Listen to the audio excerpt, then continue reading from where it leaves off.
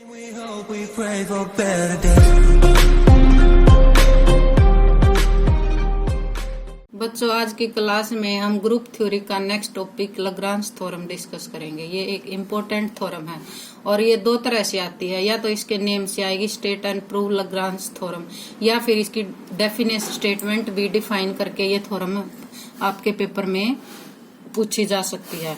Statement क्या है Lagrange theorem की? द ऑर्डर ऑफ ईच सब group of a finite group is a divisor of order of each group, that is order of G slash order of H. इसका meaning क्या है आपके पास कि जो आपका सब ग्रुप है वो always order of a finite group होगा। जैसे कि प्रूफ में क्या है, हमने एक सेट लिया जी, और जी क्या है आपका एक फाइनाइट ग्रुप, और एच क्या है आपके पास एक सब ग्रुप है, और एच भी क्या है आपके पास एक फाइनाइट। ऑर्डर जैसे order of H equal to आपके पास है M, and order of G आपके पास है एन, और M less than N. Let A belongs to G, A किसमें बिलोंग करता है? ग्रुप में। A H is the left cosets and have M distinct element.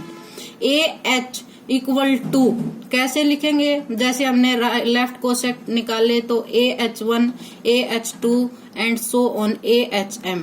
H M तक क्यों है? क्योंकि ऑर्डर ऑफ जी अपने पास क्या है? एम, और ऑर्डर ऑफ एच तो अपने पास है एम, और ऑर्डर ऑफ जी अपने पास है N. First we show that a H has M distinct element for this. Suppose conversely हमने कहा, यहाँ पर कहा कि एम डिस्टिंक्ट एलिमेंट है, हम इसका अपोजिट लेके चलते हैं कि हमारे पास कंपलसरी नहीं है कि एम डिस्टिंक्ट एलिमेंट है। जैसे कि A H I equal to A H J, I not equal to J, A से ए दोनों साइड कैंसिल होता है, H I equal to H J, for all H I H J belongs to H, which imply H have to same element. यहाँ से आपने क्या conclusion निकाला कि एच के दो एलिमेंट आपके पास सेम आ गए, यानी ऑर्डर ऑफ एच आपके पास एम नहीं हो सकता, ऑर्डर ऑफ एच आपके पास क्या आएगा? Less than M. It is a contradiction. ऊपर आपने सपोज किया था कि जो ऑर्डर ऑफ एच है वो क्या है? एम, लेकिन यहाँ पर आपने क्या प्रूव कर दिया कि ऑर्डर ऑफ जो एच है वो लेस देन एम है।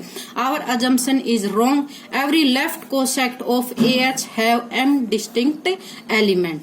Now since G is finite, G आपके पास था ग्रुप और क्या था? फाइनाइट।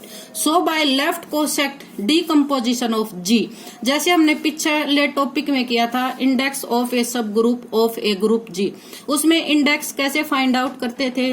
जैसे कि आप लेफ्ट कोसेक्ट लेके चल पड़ो या राइट कोसेक्ट लेके चल पड़ो, जितने भी हम निकालते थे हम उसको निकाल लेते थे। उसमें क्या आते थे? कुछ तो जैसे सेम आ जाते थे और कुछ डिफरेंट आते थे। जब हम डिफरेंट लेफ्ट कोसेक्ट और राइट कोसेक्ट की यूनियन करते थे तो हमारे पास जो कंप्लीट सेट था ग्रुप, यूनियन से हमारा कंप्लीट ग्रुप डिफाइन होता था। तो जैसे कि यहाँ पर जी हमने लिया ग्रुप और हमने लिए left coset A1H union A2H union A3H and so on union AKH, यानी हमने A1H से लेकर K तक लेफ्ट कोसेक्ट की यूनियन बनाई तो हमारे पास कंप्लीट सेट आ गया जी। और हमारे पास ये भी था कि कोई भी अगर दो लेफ्ट कोसेक्ट या राइट कोसेक्ट की अगर आप लोग यूनियन करते थे तो वो क्या आता था? एम्प्टी। ऑर्डर ऑफ जी क्या आएगा? Order of A1H plus order of A2H plus order of AKH। Order of G आपके पास क्या था? N, और ऑर्डर ऑफ A1H आपके पास क्या है? M, क्योंकि H का ऑर्डर आपने लिया था M। ऑर्डर ऑफ A2H भी क्या होगा? M, and so on order of AKH M। तो M plus M plus M कितने टाइम आपके पास आए? K टाइम, क्योंकि यहाँ पर क्या था? Order of AKH। तो ये M जो अगर आप ऐड करते हो तो क्या आता है? K time M, which imply order of N equal to यहाँ पर क्या आ गया? MK। मैं इसको ऐसे भी लिख सकती हूँ N divide M equal to K, which imply N किसका ऑर्डर था अपने पास? ग्रुप G का, और M किसका ऑर्डर था? H का। Order of G slash order of H equal to K।